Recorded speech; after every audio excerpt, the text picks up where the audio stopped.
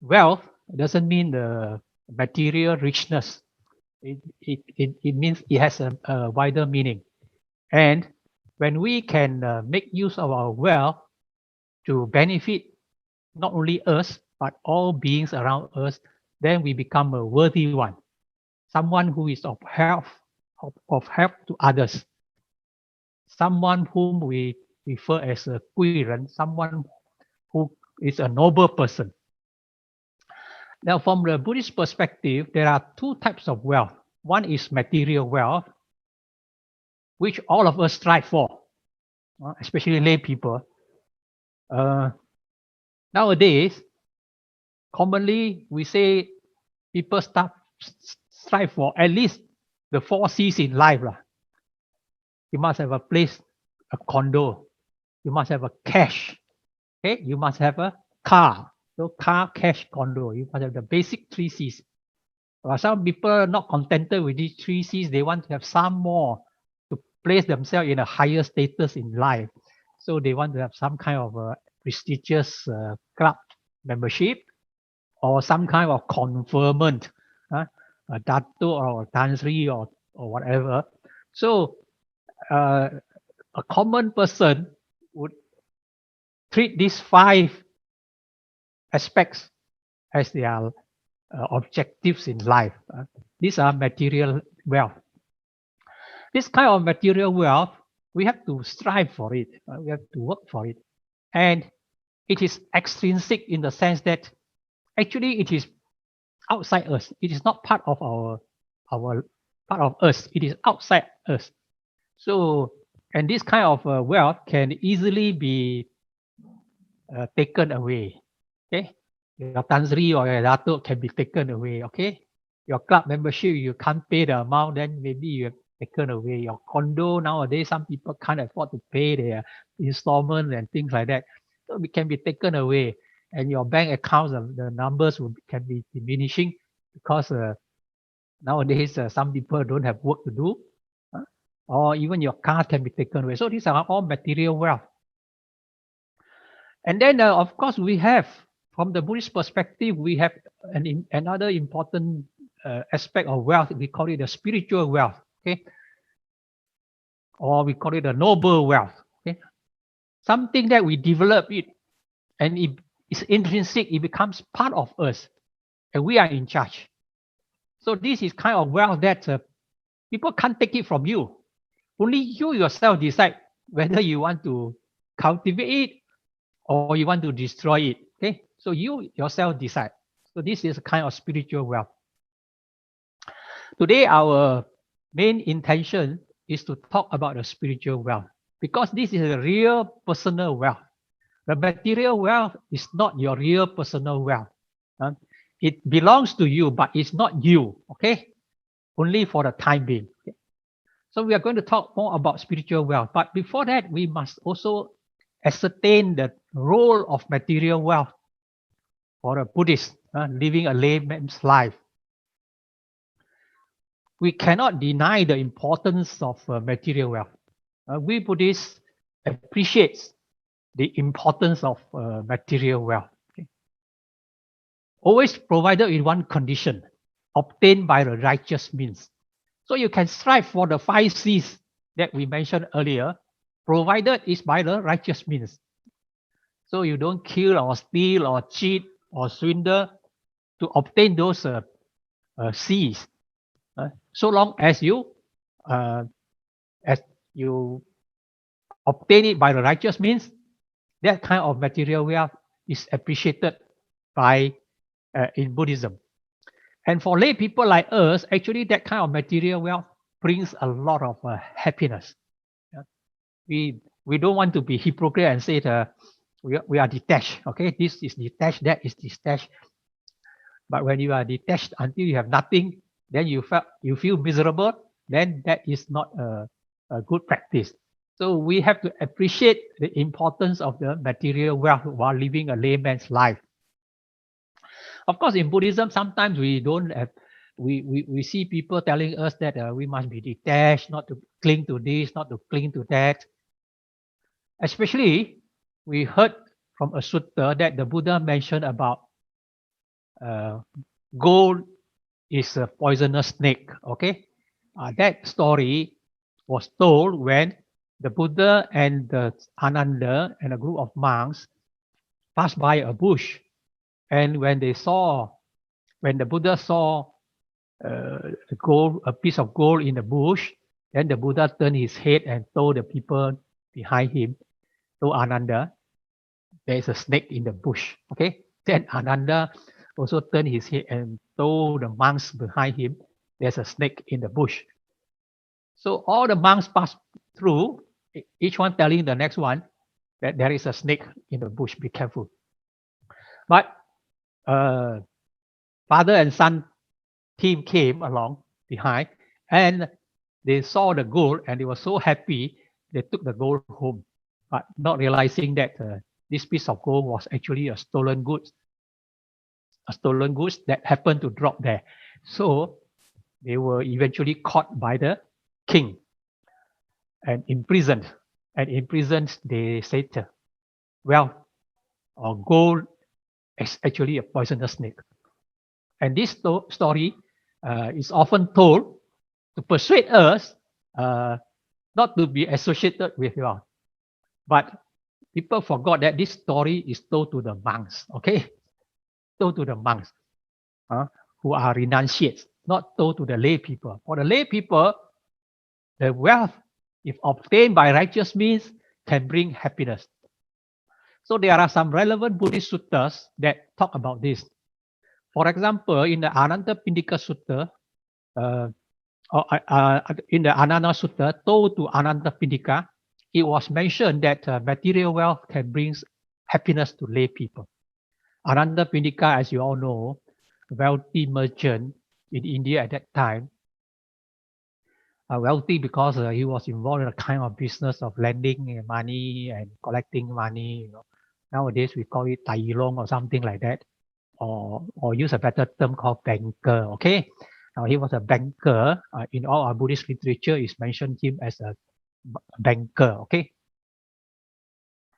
and he used to give away a lot of aids to poor people, to people in solitude, and hence was given the title Anantapindika. That is actually his title name. His actual name is Sudatta. Okay, Sudatta.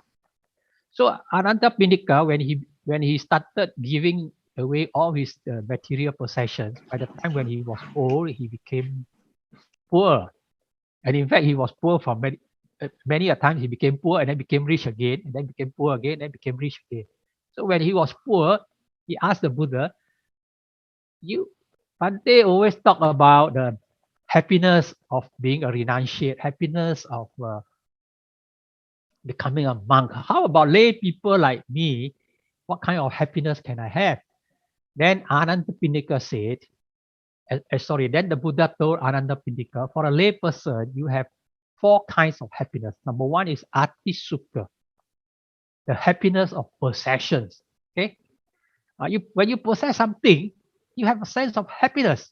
This is also psychologically proven now, because when you possess something, some kind of enzyme is secreted in your mind and makes you feel good, feel happy. That's why this is particularly true, especially for women. You know, when you are given a diamond or jewelry or something like that, you feel happy, even though you just keep the diamond in the safe deposit most of the time, or you keep your beautiful dresses in the wardrobe most of the time. But thinking that you possess those things, you feel happy. Okay, Atisukha. Then of course, when you can enjoy those material things, then you feel happiness again. Bhoga Sukha. Okay, Bhoga means enjoyment. Bhoga Sukha means enjoyment. So when you have money, you can entertain your friends. You can go out and dine. Okay, you can go for holidays. It's a kind of happiness. Okay, then Ananda Sukha, free from debts.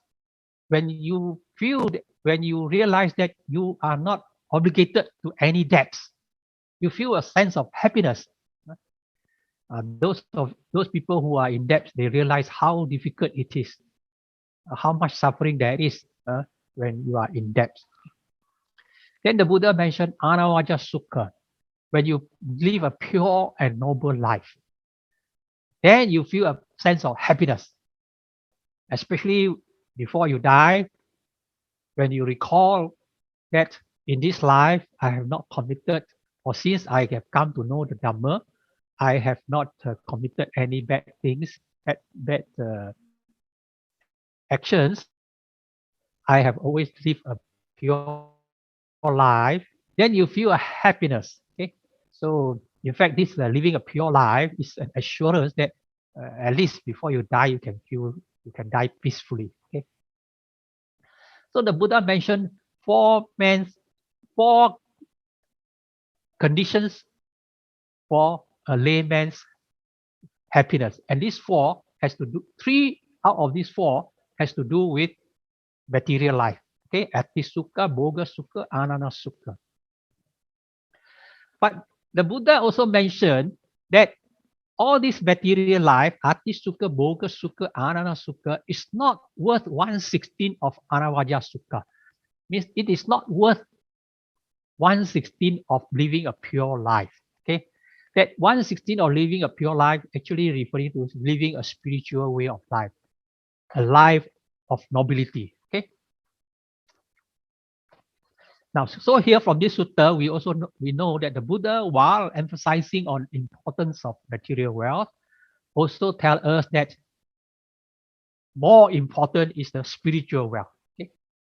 Then in another sutta called the Bhagavad-Gita Sutta or the Dikajana Sutta, Dika means long, Jaganu means knees, long knees. This young man, Bhagavad-Gita, has got very long knees, so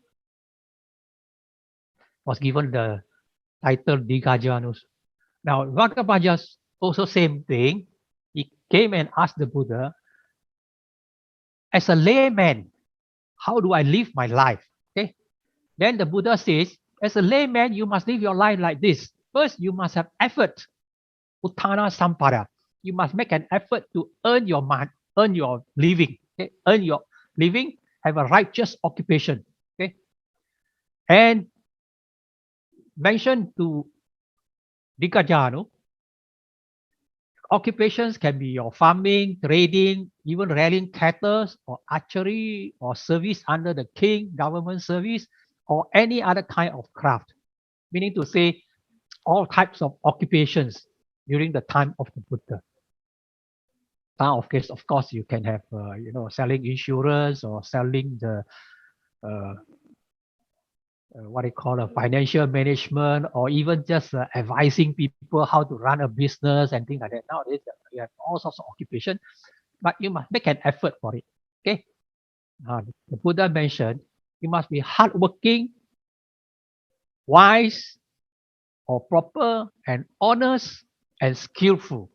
So, Buddhism is not against acquisition of material wealth, but provided it's done righteously, okay, through your hard work, through your proper means, through your honest means, through your skill. Okay. Then the Buddha mentioned the next one is araka sampada, or you must be able to take care of the money that you make. Okay. Well, some people make a lot of money, but also spend a lot of money, so always ended up no money. So in fact, there's a joke that if you want to be rich, actually the formula is very simple to be rich. The formula is earn a lot, spend very little, then you become rich. Okay, so it's simple as that. But if you cannot earn a lot, at least you spend less lah. Okay, so araka sampada is you know how to watch over your money. Okay, because our money actually can lose in many ways lah. Kings can seize it, means sometimes the government can take it away from you. Actually the government, I think all of you feel it lah. A lot of things have been taken away from by the government.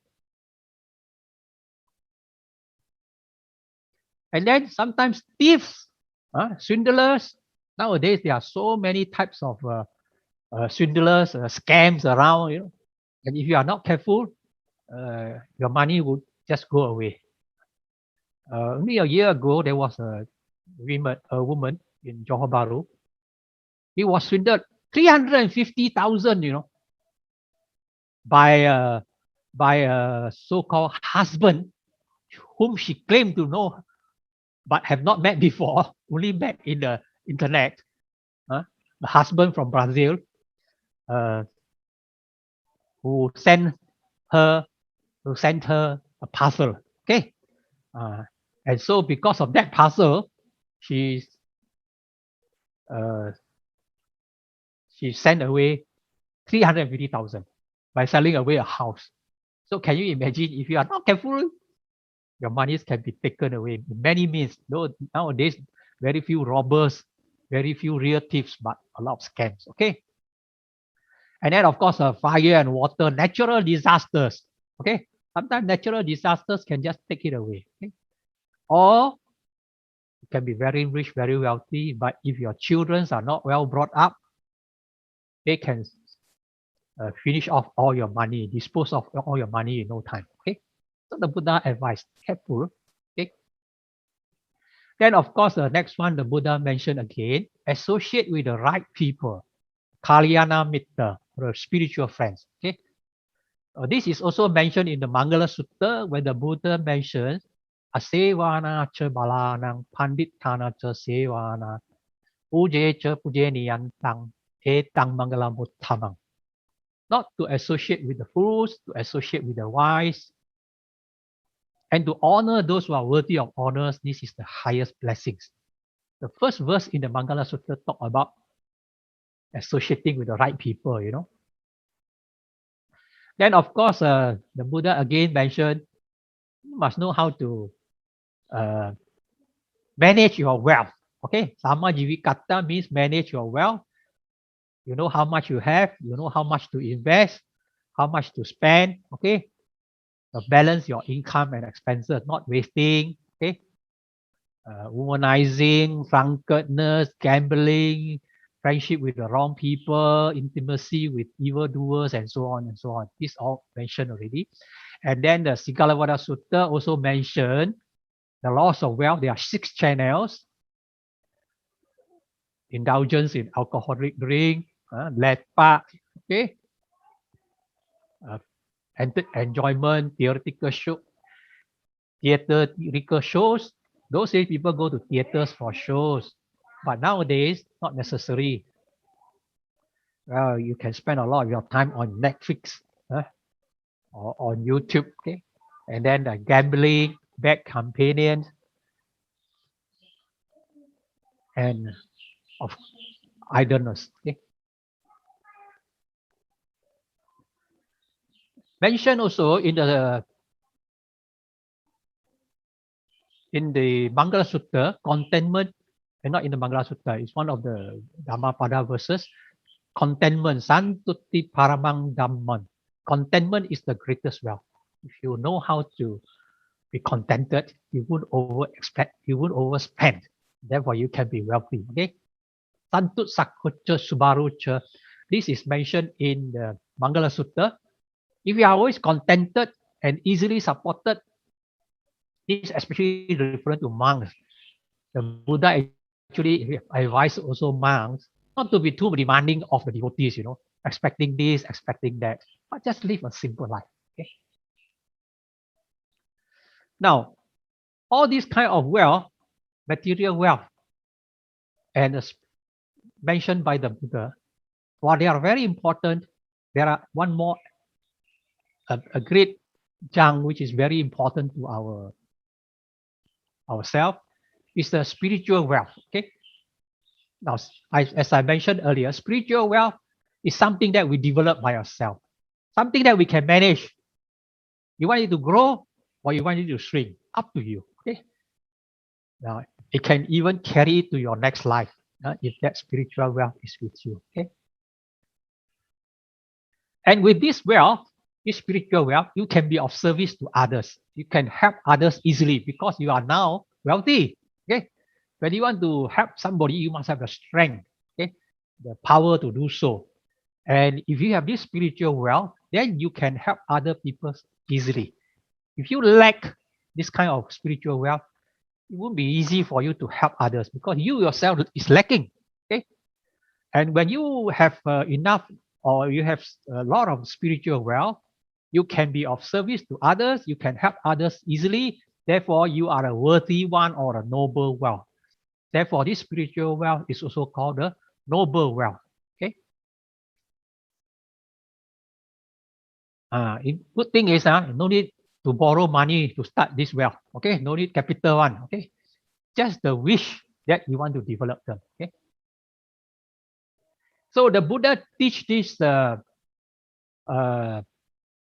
Buddha preached these seven noble wealth. We call it the seven treasures of the noble one in the Dana Sutta. Okay, or in the Uga Sutta, to a chief minister by the name of Uga. Okay. So what are these seven spiritual wealth? Okay.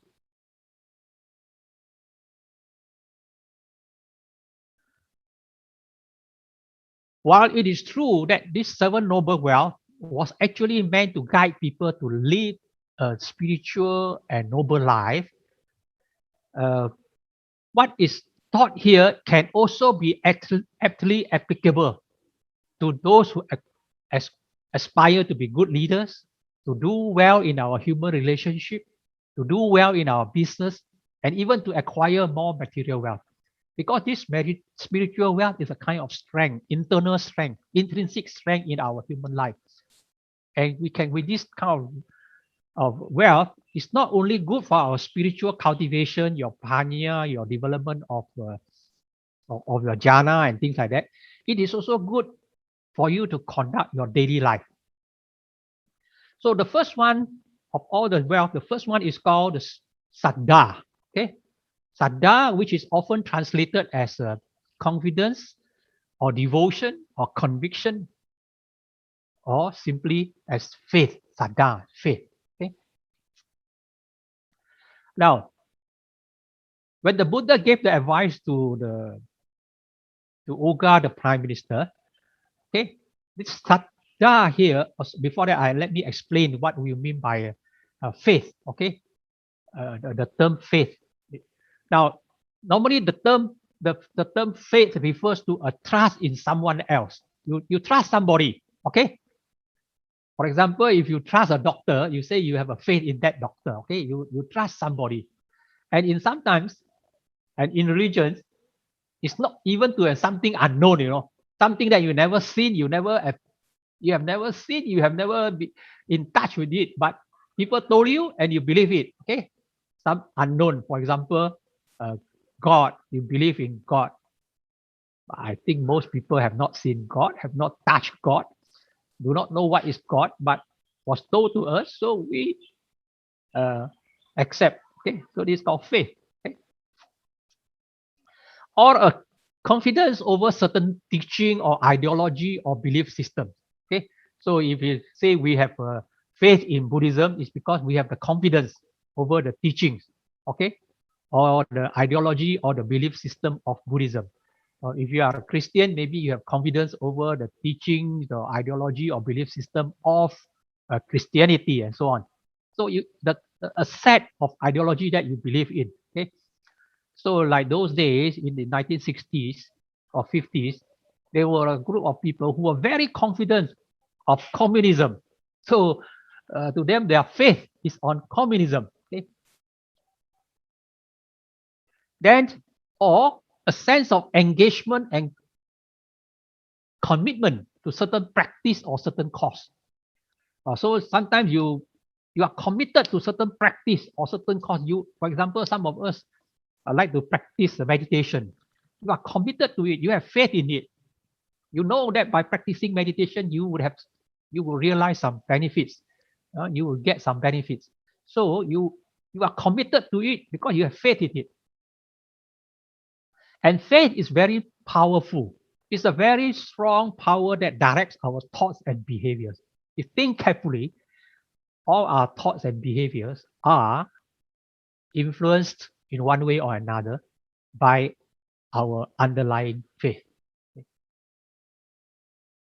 So, for example, when you see a doctor, you take the medication as directed without question because you have faith in in him, okay, or her. Okay, and if you have faith in a belief system, you are even willing to die for that belief system.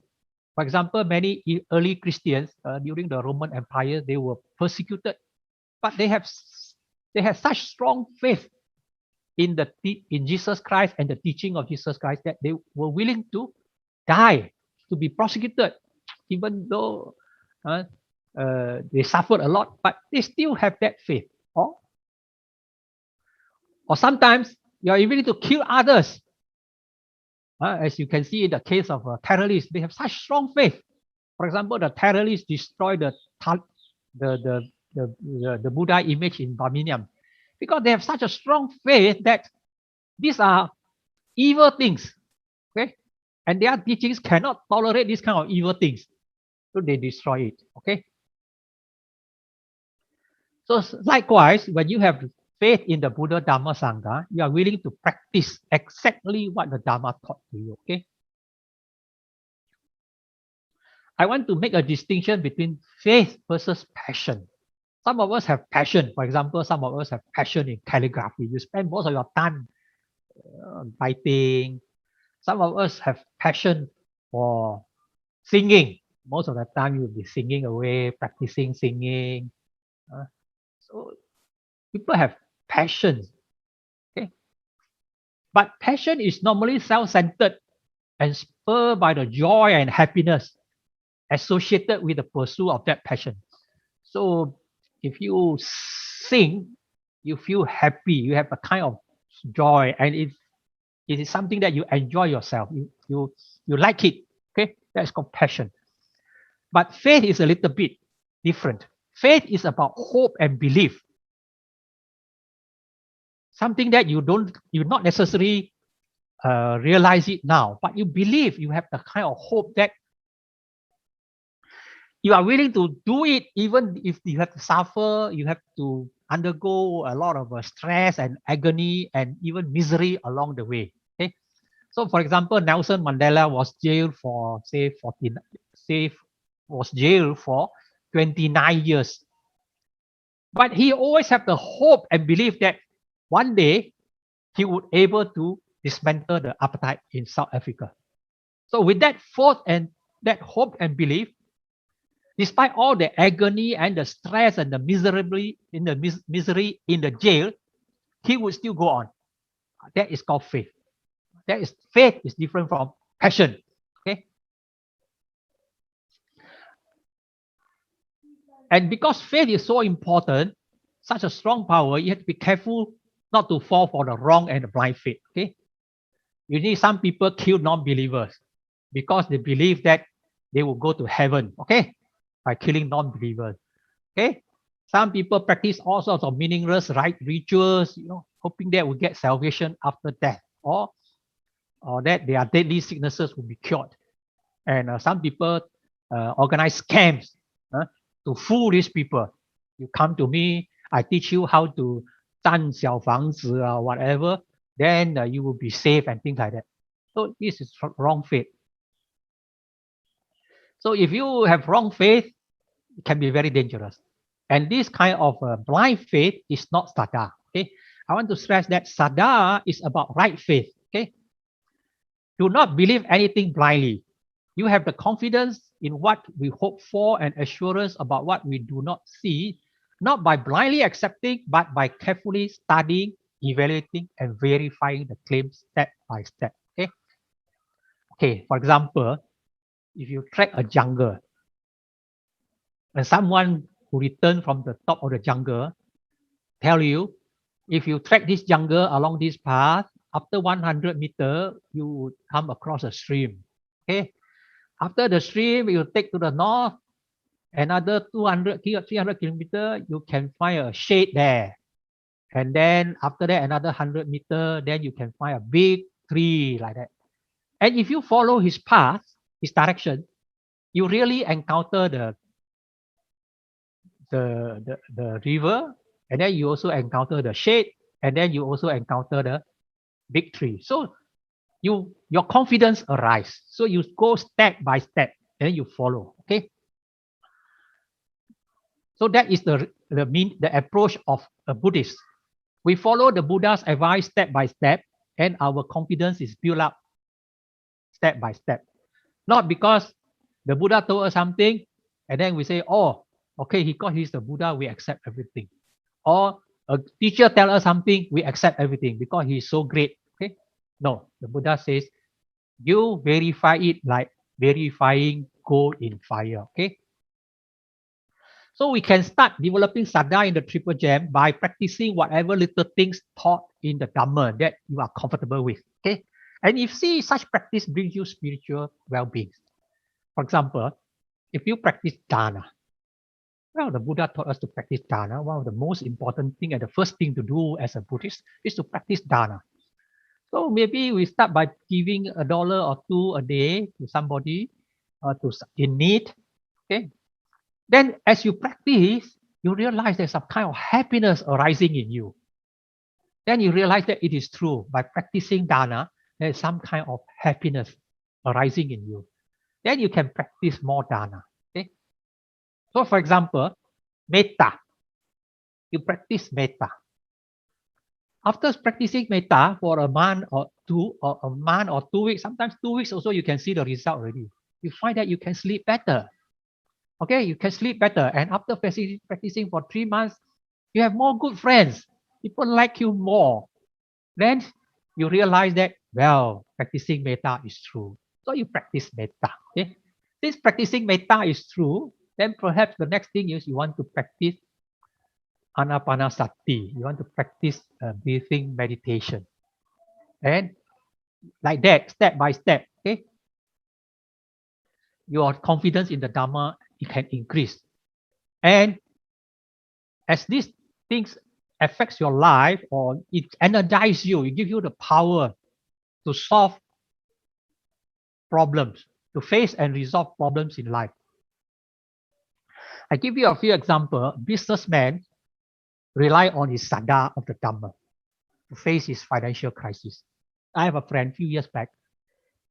He suffered from financial crisis. He couldn't sleep many nights. But he learned Buddhism when he was in the university. So, and he also consulted a few Buddhist friends. So he learned one thing from Buddhism, that everything is conditioned. The fact that I am now in financial crisis is because of certain conditions that I did not manage well. So I don't have to blame my friends. I don't have to blame other people. I only have myself to blame that I did not follow the law of condition. Okay, I should have managed my condition well. So he resolved to re-manage his company. Okay, realize to identify where are the problems of the company, and there after that he pulled himself out from this financial crisis because he has very strong faith in the Dhamma. Okay. Now, I have another friend. His wife recently passed away recently because of COVID-19. But we can realize how he overcome his grief over the loss of his wife. Okay? Because he has such a strong base in the Dhamma. He understands what is dukkha, anicca, anatta. And he faced this problem with lesser grief because he has got great faith in the Dhamma. There was another case of a man who was about to commit suicide because he did not even have money to bury his wife, who died of COVID-19. And he himself was suffering and he was committing suicide. Then a friend of mine came to know this and she helped to pay for the funeral expenses of that man's wife. And that man regained his hope and decided not to commit suicide. Now here is a case of a person who has got very strong saddha in Buddhism, in the Dhamma, willing to help other people, okay, in a time like this. Even though this man is a stranger to him. to her. It's a stranger to her. But she was willing to come out with the kind of money to help to bury this woman. So this woman is because this friend of mine did do so because she is has a very great faith in the Buddha Dhamma Sangha that you must always do good. Okay, must always do good. I want to say one thing is that Sada in the Triple Gem does not mean that you have no problem at all. Some Buddhists think that by becoming Buddhist, all my problems are disappear. No, Buddhism does not make sure that all your problems disappear. It only means that the Dhamma, the Buddha Dhamma Sangha, can help you to see your problem, to solve your problems, or to ease your burdens. Okay, it's a methodology. Okay, the methodology that help you to solve your problem. Okay. Next, I want to talk about spiritual wealth or sila. Okay. Sila or morality is a self-discipline one would like to acquire so as not to cause harm or to create problems for others and for oneself. Okay. Sometimes we observe sila, but when people ask you why you observe sila, you sometimes don't know how to answer. Observe sila is to not harm ourselves and not harm others. Okay. It's a kind of self-discipline. Okay. So in the modern terms, we can say sila is a kind of good habit or discipline. Okay, by being mindful of our body, speech, and thoughts. Okay. So if a person who is mindful of his actions, speech, and thoughts, then he is wealthy to that extent. Okay. Now, when we talk about sila, we always think of it as a kind of moral or ethical discipline. For example, 5 precepts or 8 precepts for the lay people, these are moral. Okay, the 5 precepts: killing, stealing, lying, sexual misconduct, and alcoholic drinks. This is not to harm yourself and not to harm others. Okay, this is called moral discipline. But for monks, there are also some ethical disciplines. Not necessarily moral, it's nothing to do with good or bad, but good for community living. That's why we call it ethical. For example, when monks eat, they're not supposed to talk. Okay, eating and talking, that does not mean it's evil or bad. But when so many people are sitting down together and eating together and talking together, it becomes like a bazaar, isn't it? So don't do that. It's not ethical. Okay? So, and when monks eat, they are not supposed to open the mouth before the food, before the fingers reach the mouth. I mean, and then eat. These are all ethical. Okay. So there are a lot of ethical principles in the Vinaya rules. But why we stress so much on sila in Buddhism? Because it makes one focus on what you are doing so that you not easily drift away. Okay? When we don't have discipline or we don't have sila, then we tend to be drifted away. For example, if we are very indisciplined, well, sometimes we may sleep until 9 o'clock or 10 o'clock or even until the noon time. So our times are all wasted. And how can you live a meaningful life when you are just living the life that you follow your instinct? So same thing, anarchy would appear in an organization if there's an organizational discipline. Right? If you are running a company and you don't have rules and regulations, can you imagine how your company is going to be run? And same thing when you apply to your personal self, if you are not disciplined yourself, I will say nothing significant in life can be achieved. You want to achieve something significant in your own life, you have to have discipline of sila.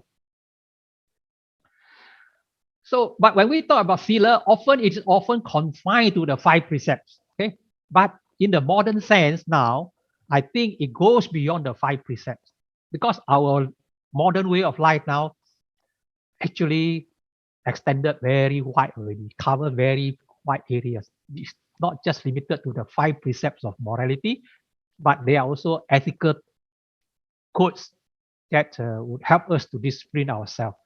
For example, discipline in time. If you know how to discipline yourself in time, your work, family, spiritual development, contemplation, and leisure, all sectors of your life, you have allocated time for them. Okay. For example, punctuality is one. Are you punctual? If you are not punctual, most of the time, it shows that you are indisciplined. Okay. There are a lot of time wasters, time gaps, and so on. How do we manage them?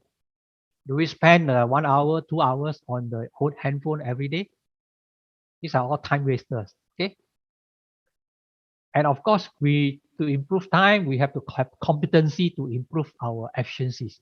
Some people can finish a job in 1 hour. Some people can finish in 10 minutes, 5 minutes. Why? Because some people have greater competency. So these are also things that we require sila in our layman's life. When we have reached time, you have reached output. When you know how to manage your time, you have better output. Okay. So with sila, we can live simple life, but meaningful life. In fact, with sila, because of that discipline, we don't have to keep on going after the 5 C's. Okay, the 5 C's will come at the right time. Okay, by simply living a simple life, you can have a meaningful life, and other things will fall in place. Okay?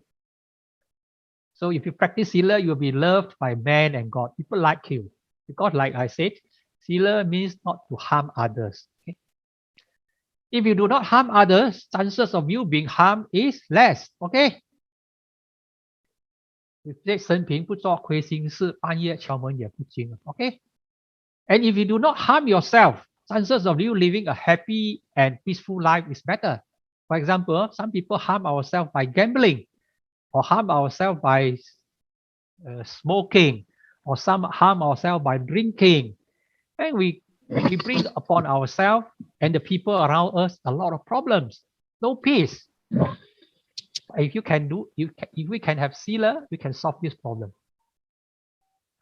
Then there are 2 more spiritual wealth. We call it hiri and uttama. Hiri means moral shame or self-respect. Uttama means moral fear or decorum. Okay, Chinese is easier to understand. 惭跟愧. English have to be translated as moral shame and moral fear. The Pali Sanskrit word is hiri and uttama. These are 2 spiritual wealth that the world today is rather lacking. Okay, so let me first roughly explain what is hiri. Hiri or moral shame is grounded on oneself. It depends on you, okay, yourself. It has nothing much to do with the people around or the social sanction. Okay, it is the simple feeling that of shame and disgust. Just as one is loath to touch an iron besmeared all over with excrement. This Attasalini of Buddha-Ghosa explain hiri this way. You feel ashamed to touch that because it is so filthy, okay, so shameful. Okay. Then uttama is different. Uttama is grounded in the opinion of the world, the situation of the world. I mean, the environment around you determine your act as a determinant on your uttama. What the world at large says and thinks about a thing or an action. Okay. So the intrinsic nature of uttama is fear. Fear of deviating from the accepted standard. Okay. For example, you don't come to a wedding party with a singlet and shorts. Okay. Because everybody would look at you, you are like one kind, you are out of place. But so you feel fear. Okay. But you can do that. You can wear your singlet and your shorts to the playground or to the gym. It's okay. Okay. So sometimes you dare not do it because you're out of fear. Okay. So I give example now. Out of moral shame, you not waste water or energy or spit on the floor or throw rubbish. Okay. Even though no one noticed, but you yourself won't do it because you know this is shameful. Okay. So, for example, a leader with shame will not pilfer or steal any public properties or money, will not corrupt, okay? Because he feels ashamed. Even though he know he won't get caught, even though he know he won't get caught, but shameful to do that. Won't corrupt, won't steal public money, okay? Uttama is different, okay? Some men think they want to get a second wife or third wife or fourth wife, but nowadays they dare not do it because the society cannot accept, okay?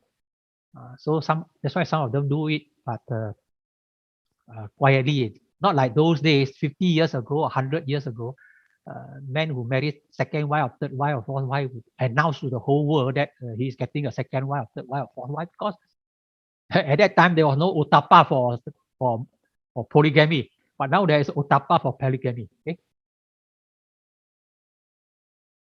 So when you have Uttama, a leader would not swindle some public fund entrusted to him. He may want to do so, but he would not do it because he fear of the bad consequences. So fear. Okay. So this is Hiri and Uttama. These two are always together. Okay.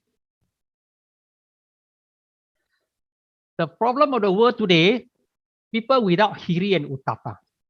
We say today the people are thick-skinned and black-hearted. Okay, thick-skinned and black-hearted.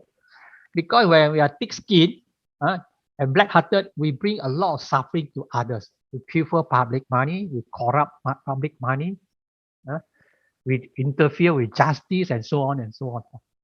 And to your own self, the person who is involved with thick-skinned and black-hearted, he bring a lot of restlessness and agony to himself. Just look at those who are being persecuted now. Most of them are in hospital also. Well, of course, some people say because they pretend to be hospitalized so that they can delay the cause of justice. But from the Buddhist perspective, may also be a lot of bad karma ripening, okay? And there's a lot of restlessness and agony within them, which they don't want to show you, okay? So Hiri and Uttama goes together, and this Hiri and Uttama in the Buddhist Sutta is also mentioned as Lokapala Dhamma. Lokapala Dhamma. The quality text protects the world from becoming immoral. Imagine if the world is becoming immoral, then like in the Buddhist Sutta, sometimes it's mentioned that one day father would marry the daughter may marry the father, and things like that. So it becomes very immoral. Then that is the end of the world. But the Buddhist Sutta says, so long as beings or so long as people keep these two spiritual treasures, Hiri and Uttama, then the world or the society of man will be in good shape. Once people lose either moral shame or moral fear or both, the society will become contaminated. And if you look around, it is very true. The collapse of every dynasty, you study the history of all nations, the dynasties or the government falls because of corruption, because of loss of moral and moral shame and moral fear. Just look around today. People who are involved with all sorts of scandals, they still dress very nicely with their neckties, their long suits, and smile very nicely in front of cameras. Okay, there's no shame. Okay, next. We have covered 4 spiritual wealth. Now the next one, Sutta. Sutta means learning the Dhamma. Specifically, actually, we talk about noble wealth. Talk about Sutta means learning the Dhamma. Okay, you learn the law of nature, law of dukkha, anatta. All this would be very helpful to help you in your spiritual journey. Okay, but today we must not limit ourselves to just learning the Sutta. Learning of other subjects is equally important for our present worldly life. Okay? And in fact, this was also practiced even as early as the time of the Buddha, because as you know later, Buddhist monasteries not only taught about the Dhamma, or we call it the inner studies, they also talk about other subjects, outer studies. They also taught about medicine, talk about craft, or today we call it engineering, medicine, engineering. They talk about language. They were taught about languages. Okay? They were taught about logics, okay? Philosophy and things like that. So even very early days, Buddhism encourage the study of various subjects related to our worldly life. And those days, you know, like Nalanda University, Nalanda Monastery, Odantapuri, Jagadala, all these centers, and even the one in Sumatra, they attracted students from all over the world, from China, from Vietnam, from Korea, Japan, come over and study. So same thing for us today. We need to have vast learning. We say Bahu Sutta. Okay, so we need to have vast learning. Of course, the word Sutta actually means hearing, but today not necessarily hearing. Okay, we all know knowledge is wealth, and wealth is not power. Knowledge is wealth, and knowledge is power. Okay, for example, Robert Koch, in his stories, he told us that he first started on the plastic business. But before he started plastic business, he became a subscriber to practically all the leading plastic magazines in the world. So he read them before he ventured into that business. He saw the opportunities.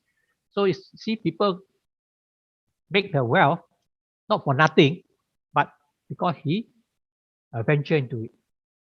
So my personal example, after my retirement, I was scouted by the Penang state government to work for the Penang Hill Funicular Railway.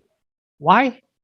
Because I'm one of the very few in Malaysia who know about funicular system, because I have the knowledge of that. Okay, so your knowledge becomes your power. Okay, your knowledge can bring you some wealth. Okay, although in this case not much to me. Okay, in terms of financial reward. Okay,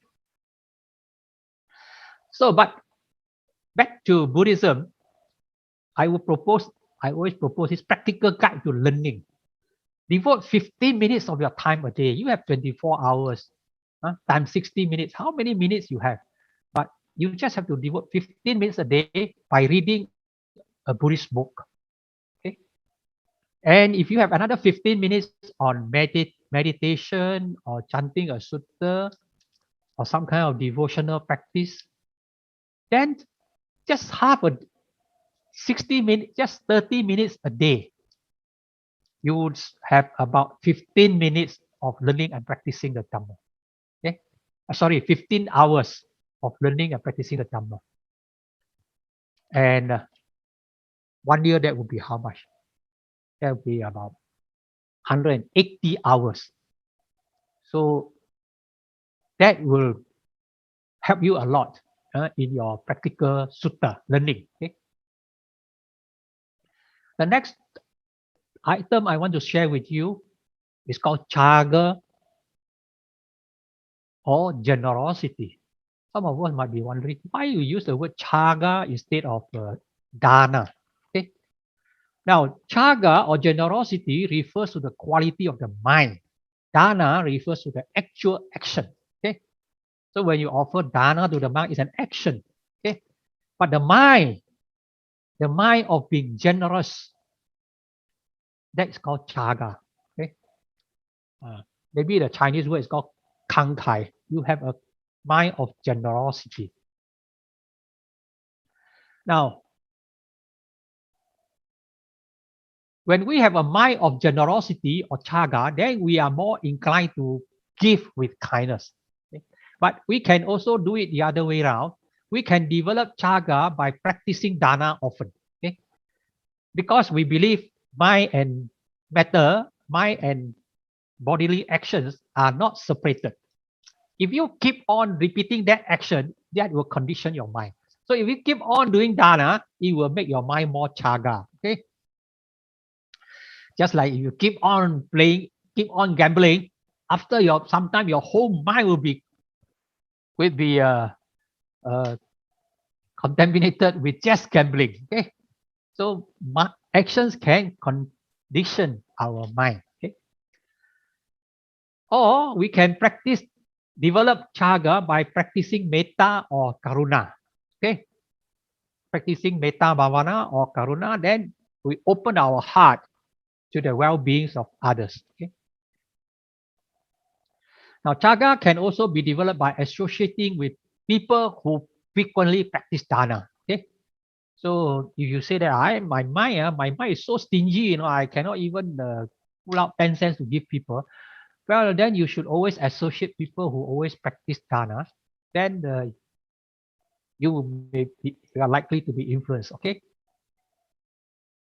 So when chaga is cultivated, dana arises. So chaga and dana mutually supported of each other. Okay.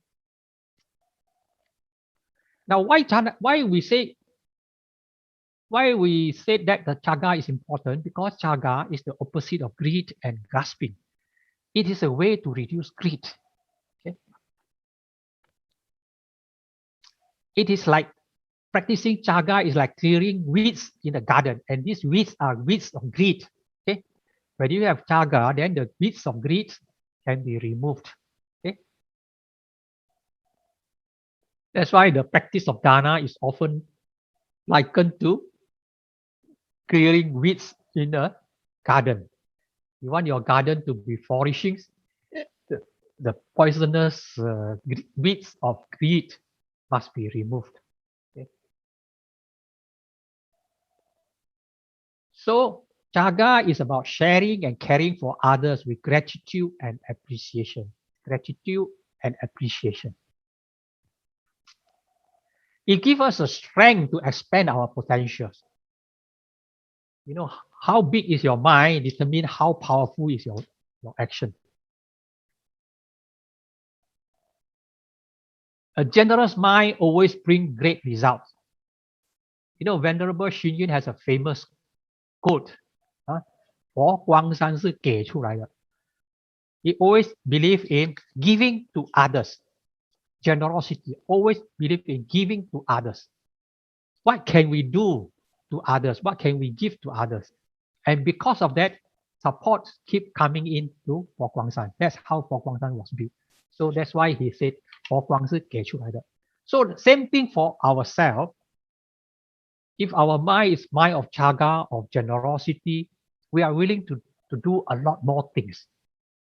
And when you are willing to do a lot more things, a lot more support would flow in. Then whatever you are doing will keep on increasing. Okay? And then the last one is called panya. Panya is often translated as wisdom. Okay. Venerable Bodhi translated it as discernment. Okay, I will explain why he translated it as discernment later. But conventionally, in practically all Buddhist texts, it is translated as wisdom. But what exactly is wisdom? I think I use the word knowledge. You all can understand better. Okay? But it's not the normal knowledge that we know. Okay, it is I quote from this German scholar Herbert Gunther. He defined panya as analytical, appreciative understanding. So wisdom is a form of understanding, but this understanding is analytical and appreciative. What is analytical and what is appreciative, I explain later. But the word understanding can mean also knowledge, okay? It's a kind of understanding or knowledge that sees the truth analytically and appreciate the truth by direct experience. That means this kind of understanding or knowledge first arises in you through your intellectual, analytical, okay? Then you appreciate this because you directly experience it. So it's together, analytical and appreciative knowledge or understanding. Okay, so it is a knowing or seeing or realize through direct experience and not through debates. Okay, this debate with this fellow and that fellow. Okay, it's like a light that can dispel the darkness in a dark room, enable us to see directly. Okay, see directly and clearly, not speculating In the dark, we can just speculate, but here we see correctly. Okay. When one is able to see things directly or clearly, or in the Pali Sanskrit word yatha bhutta jnana dasana, one is able to discern good and bad. When you can see clearly, then you know what is good and what is bad. You know how to discern. That's why Bhikkhu Bodhi translated it as discernment. Okay. And hence able to make the right decisions. Okay. So it is unlike many people's interpretation that we just watch, no judgment. No, you have to discern what is bad, what is good. Okay. We often make decisions in the darkness of greed, hatred, and delusion. And in that way, we inflict a lot of suffering to others. So we need the light of Panya to discern good and bad and to make the right decisions. So I hope now we have a better grasp of this word Panya. What do you mean by that? Okay. We can develop Panya through 3 steps. Okay. In Penang, you have the Reverend Chok Mo's San Hui Jiang Tang. Okay. Triple wisdom hall. The triple wisdom hall refer to this triple wisdom. Okay. The first wisdom is wisdom through hearing. Okay. Suttamaya Panya. Right now you are listening to the Dhamma. You are gaining the knowledge through the hearing. Okay. Then wisdom of contemplation or understanding of contemplation or knowledge of contemplation. Chintamaya Panya. After you have heard the teachings, in deep contemplation, you use your intellect to analyze things together so that they make perfect sense to you. This is called analytical. Okay. Analytical. This is part of integrating and deepening what you have learned from a teacher or a book into your own intelligence. Then you have the third. At the second stage, you embrace the knowledge, you gain intellectually and may even able to teach it to others. This is what many teachers are doing. Okay, first step and second step. But the third step, knowledge or understanding of meditation, bhavana, maya, panya. This is where you directly experience it. By directly experience, then the knowledge becomes part of you. You and the knowledge are one and the same. So this is called appreciative. Okay. So how to develop panya? I give example. When you learn about dukkha, anicca, anatta through listening, this is infer knowledge. Okay, you learn from somebody else. Later, you contemplate it, you think over it, you analyze it, and intellectually say to yourself, wow, how true they are. They are laws of life. And you can even teach it to others. But you still have not experienced these 3 characteristics of life directly. Okay? Only when you meditate and in the process begin to see or experience dukkha, anicca, anatta directly, then only you can appreciate dukkha, anicca, anatta. Now, some people claim that when they are sick or separated from the loved ones, they experience dukkha. Or when they lose a job, they experience anicca.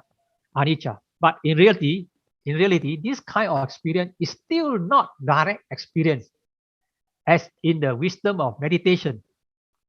Because in these circumstances, you still refuse to accept those characteristics of life and continue to suffer, complain about your sicknesses, or crying over the separation, or furious over the loss of job. So while we suffer, we suffer, well, especially when we are separated from loved ones. But if you have not come to a stage where you can appreciate it directly, then you still feel very upset. Okay. So these 3 characteristics are still part of you if you are still suffering from it. Okay. They are still considered outside of you. But when you meditate, direct experience, you begin to appreciate impermanence, dukkha more directly. Okay. Now, in any case, all the 3 forms of wisdom are excellent. Okay. If you have only the wisdom of study, that's good. Okay. That is where we say sutta. Okay. Just now we mentioned Sutta. Okay. Then if you have the wisdom of contemplation, that's even better. And you have all three, that's the best wisdom possible. Okay. So this is just like, you know, people tell you eating apple is good. Okay. You heard about it. So you heard about it, you know, eating apple is good. Then after that, you study, you study a lot about apple, whatever vitamin inside there and all things like that. And you're convinced, well, eating apple is good. But you still haven't eaten the apple. You must reach the third stage where you eat the apple. Then only you can confirm that eating apple is good. I gave some examples of wisdom of the Buddha. Some of these stories already been told to you. Due to the limitation of time, I will just jump across the examples from the Buddha himself. I'm sure you are already familiar with it. Then the example Aung San Suu Kyi. People condemn her for not condemning the military government for so-called persecution of the Rohingyas. But to me, she is wise. Because once you take sides, and this is what most people like us to do, to take sides. You are on which side? But Aung San Suu Kyi said, this is still all greed, hatred, and delusion. The moment you force somebody to take sides, you are forcing people, especially like her, who is supposed to be the leader of the whole nation. Taking sides would make things worse. So to me, she is wise, not stupid, or not unwise. South Africa gained what they call ended its appetite because of President De Klerk. President De Klerk, to me, is wise in the sense that he was able to see the problem. The problems, he saw through the problem. If you don't solve this problem, South Africa will suffer. Everybody in South Africa will suffer.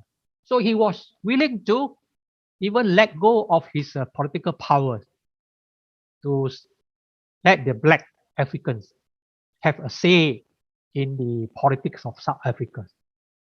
So this needs a lot of courage.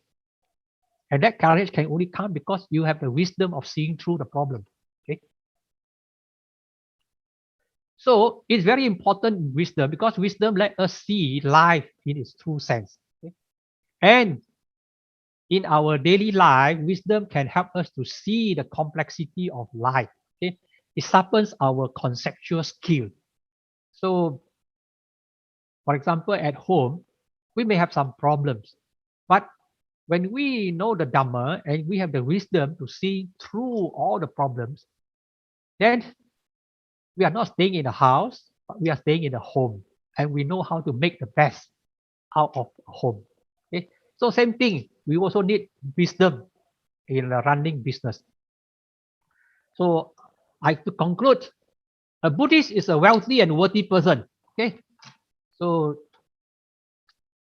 wealthy and worthy person because we have 7 diamonds with us. Okay, Saddha, Sila, Hiri, Uttapa, Sutta, Chaga, Panya. So let us cultivate this so that we are real Buddhists. A real Buddhist is a wealthy person, worthy person. Thank you very much. That's the end of the story. Thank you, Brother Dato Engineer Ang, for this interesting Dhamma talk. I think in the interest of time, let me just quickly look at if there's any questions. Yeah, there's a question from James Lim from Bubs. Dato Ang, in business, if you have to, sorry, let me just go to that again. Yeah. In business, you have to charge higher to make a profit. Yeah, wrong in doing so. Well, who is doing business not making profit? Most people do business to make a profit, so that you can live a reasonable life. So charging a profit is part and parcel of business, as long as it is not excessive profit, not exploiting others. Okay. I think it'd be fair. It's nothing wrong to make a profit, because this is part of business. Yeah. It's a way of living. even if you are not doing a business, let's say you are a farmer, you sell your vegetables, Yeah. definitely you sell at a profit because you need these financial resources to sustain our life. Very true. As long as it's decent and it's proper. Now, excessive profit is also prohibited in many countries, even by law. Okay. All right. If there's any other questions. Yes. Oh no, just a comment. Thank you for the Dhamma sharing. That's from another person. So basically, I think at this point in time, there's no other question. But let me just quickly ask you, Dato, just on the subject of contentment. I think contentment is a good virtue. But in reality, I think this world, we can satisfy our needs, but not our wants. And wants is like a bottomless pit. If you want, then you want more and more. It's almost endless. As a Buddhist, how do we control or kind of reduce our wants so that we live just within our needs? Any advice on that? As long as we live a simple life, sure. Our mind must come first. Okay. If our mind tell us that a single story, a terrace house is good enough, then we are contented with it. But the problem is our mind will tell us that no, I need a bungalow. So you will go for a bungalow. Okay. But if you are financially affordable, you got few millions here and there, parked here and there, you don't know what to use, then it's okay, you go and get a bungalow. Okay. It is within your means. So it is no more a sort of a craving. It is something that you can afford. Okay. The opposite of contentment is craving or desiring for coveting something that beyond your capacity. Okay. Okay. So if it's between your capacity, it's okay. But if you don't have the capacity and you covet for it, you greed for it, then that is not contentment. Yeah, that's not wholesome. Sure. Thank you. I think there's one more question. How do one know whether the faith or sada is right faith to follow? It is not easy to differentiate between wise faith and between right faith and blind faith. Yes. So sometimes we have to go through actual experiment. So there are some people who follow the wrong faith. After some time, when they feel cheated, then they know they were in trouble. Then they came out. Okay. So because when we talk about faith, in particular, is talking about something that we hope for, and something that we are given an assurance, but actually you are not sure. So it is something that we put our confidence in. Sure. So when you put your confidence in, you can be wrong. It can be wrong. Okay. That's why I advocate that we go step by step. Okay. You follow the Buddha's teachings step by step. Verify for yourself. Oh, it's true. Then only you follow step by step. Then you do go through. Then your faith is developed step by step. Not to, like in the case of many what you call love scams, you know. You put your faith in that particular man. Yeah. Okay, you put thoroughly everything inside, and after paying 5,000, you still have some more faith that you are willing to pay 10,000. And after that, the man say, "I'm now in jail. You have to get me out." Then you're willing to pay another 100,000. Things like that, because our minds are weak, and not many people are willing to tell us that our minds are weak. Not many people are willing to preach the Dhamma. So we suffer because we don't really understand how the world works, how our mind works. Okay. So I can't really give you a really straightforward answer. Otherwise, today there are not many people who are in the wrong camps, so to say, following the wrong faith. It's just like that. Okay.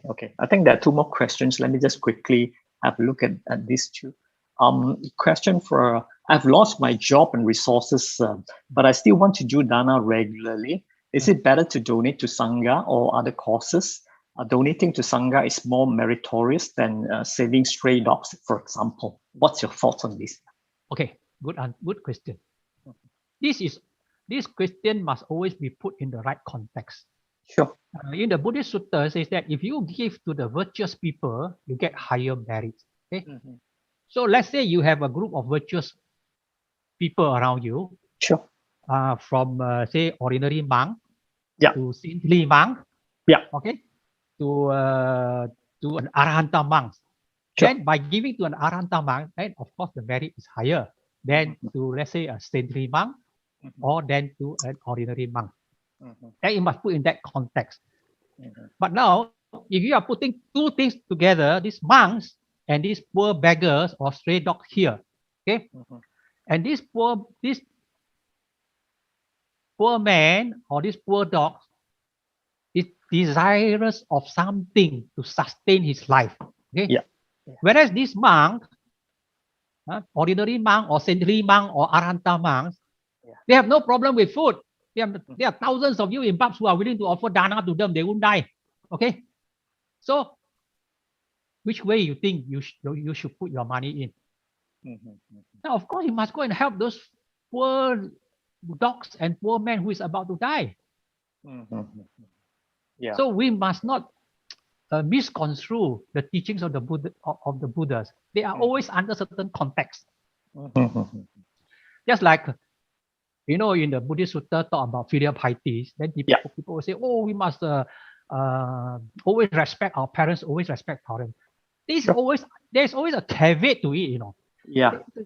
Respect our parents, provided the parent is really parents. Yeah. But that is not mentioned. Okay. Because we assume all parents are parents. But you know, some parents, some father rape their daughters. Is that still a parent? I don't know what to say. So we cannot be so foolish as to take everything literally. We have to know the context of when we are talking. Okay.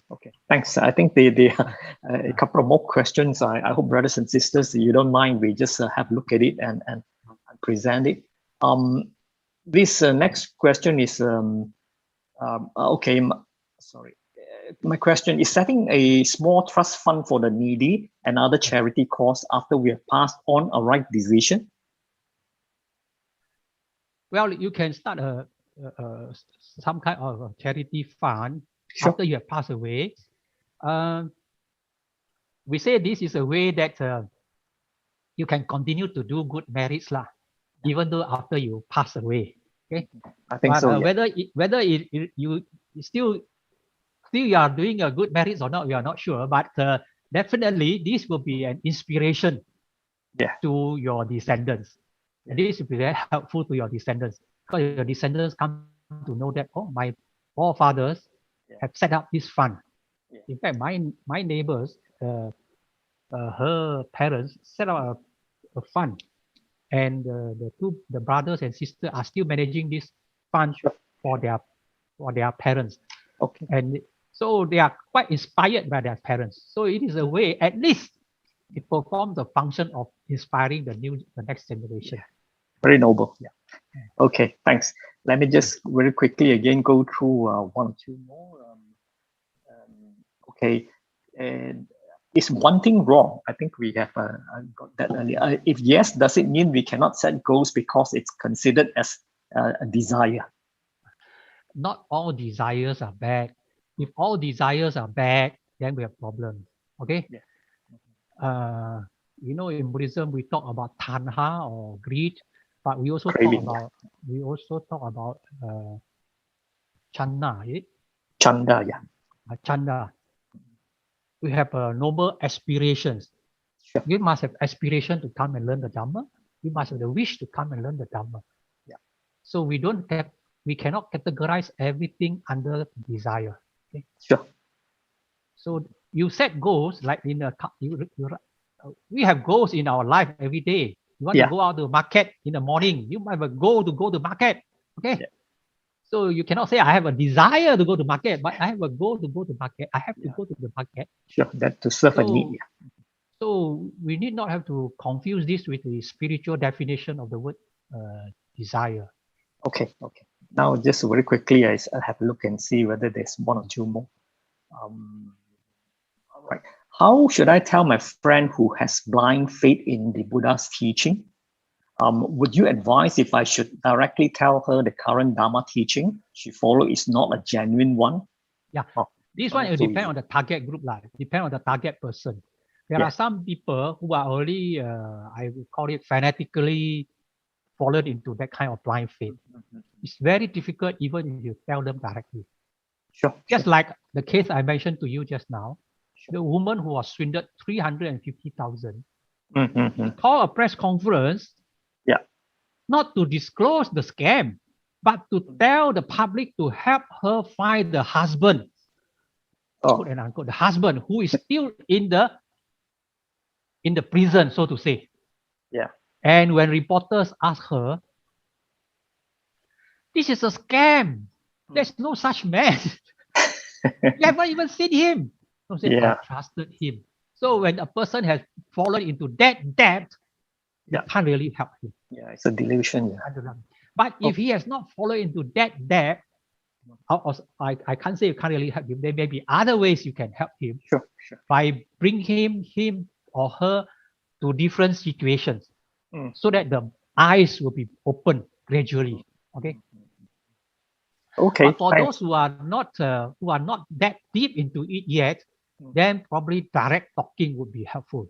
Okay. And another way is to bring them or associate them, bring them to associate with other group of people.